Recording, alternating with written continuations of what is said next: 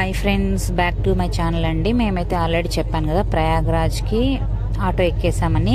కుదిరితే మీరు ఒకసారి మేము ప్రయాగ్రాజ్కి ఎలా వెళ్ళాము, నెల్లూరు నుంచి అక్కడ ఎలాంటి విశేషాలు ఎలా ఉన్నాయి, అక్కడ క్రౌడ్ ఎలా ఉంది, ఆ రైల్వే స్టేషన్ ఎలా ఉంది, ప్రయాగ్రాజ్లో మేము ఎలా అయితే అమృత స్నానం చేసామో ప్రతి ఒక్కటి మీకైతే నేను వీడియో పెట్టాను. ఖచ్చితంగా మీరు అక్కడ ఉన్న సిచ్యువేషన్స్ని ఒకసారి నా వీడియోస్ చూసి మీరు తెలుసుకోవచ్చు. బట్ ప్రయాగ్రాజ్ నుంచి మేము అమృత స్నానం చేసిన తర్వాత అయితే మమ్మల్ని అయితే ఆటో ఎక్కడానికి చాలా కష్టపడ్డామని చెప్పాను. సో ఆటో కూడా మమ్మల్ని రైల్వే స్టేషన్ దాకా తీసుకొని రాలేదు. ఎందుకంటే అక్కడ ఫుల్ ఆఫ్ క్రౌడ్ వల్ల క్రౌడ్ని అదుపులో చేయడం కనేసి మధ్యలోనే ఆపేశారు. అక్కడ నుంచి వాకబుల్తోనే మేము నడుచుకుంటా వచ్చేసాము. ఫైనల్గా అయితే రైల్వే స్టేషన్కి మేము దిగిన తర్వాత 2.5 కిలోమీటర్స్ దాకా నడిచిన తర్వాత రైల్వే స్టేషన్కి అయితే రీచ్ అయిపోయాము. అండ్ మేమైతే రైల్వే స్టేషన్లో ట్రైన్ కోసం అయితే వెయిట్ చేస్తున్నాము. మేము తెచ్చుకున్న ఫుడ్ అంతా అయిపోయింది, ఎందుకంటే ఆల్మోస్ట్ ఫుల్ అయిపోయాయి కాబట్టి. అండ్ క్యాన్స్లో అయితే ఫుల్ ఆఫ్ వాటర్, మేము అమృత వాటర్ని గంగా వాటర్ని అనేది మేము గంగానది వాటర్ని అనేది ఫిల్ చేసుకున్నాం కాబట్టి ప్రజెంట్ అయితే మా అక్కడ వాటర్ కూడా పెద్దగా లేవు. బట్ చూడండి, క్యాన్స్ అంతా గంగానది వాటర్ అయిపోయాయి.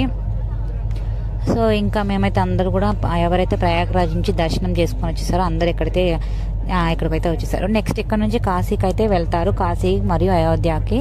సో మేమైతే కాశీకి అనుకుంటున్నాము. టైం అయితే లేదు కాబట్టి కాశీ చూసుకొని అక్కడ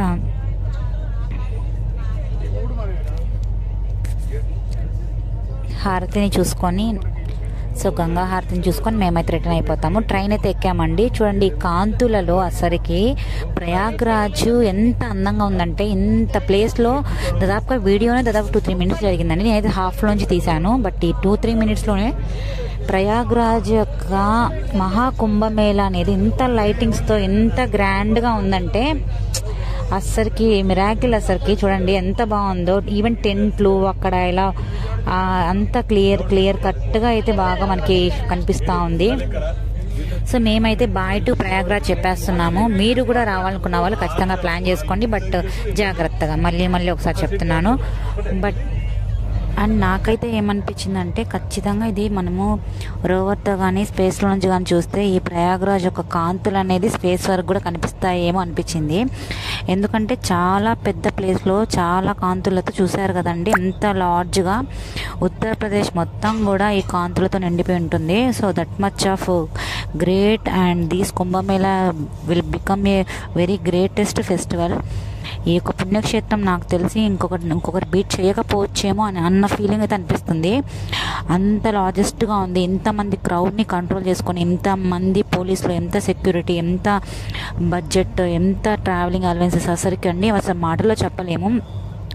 ఈ దెబ్బతో ఆల్మోస్ట్ ఉత్తరప్రదేశ్ చాలా ఫైనాన్షియల్ ఇన్కమ్ కూడా రిమైనింగ్ అదర్ కంట్రీస్ నుంచి, అదర్ స్టేట్స్ నుంచి కూడా బాగా ఇది అయి ఉండొచ్చు. ఎందుకంటే అంత మంచి పుణ్యక్షేత్రాన్ని దర్శించుకోవడానికి కొన్ని కోట్ల మంది జనాలు ఇక్కడికి విచ్చేస్తున్నారంటే ఇది ఒక సామాన్యమైన విషయం అయితే కాదండి. ఎందుకంటే ఖచ్చితంగా చెప్తున్నాను, ఎందుకంటే డైరెక్ట్గా మేము చూసాం కదా, 144 years తర్వాత మళ్ళీ రాబోయే ఆ కుంభమేళాని, ఇప్పుడు జరిగిన కుంభమేళాని ఖచ్చితంగా తలుచుకుంటారు అని అయితే నేనైతే పక్కా చెప్తున్నాను.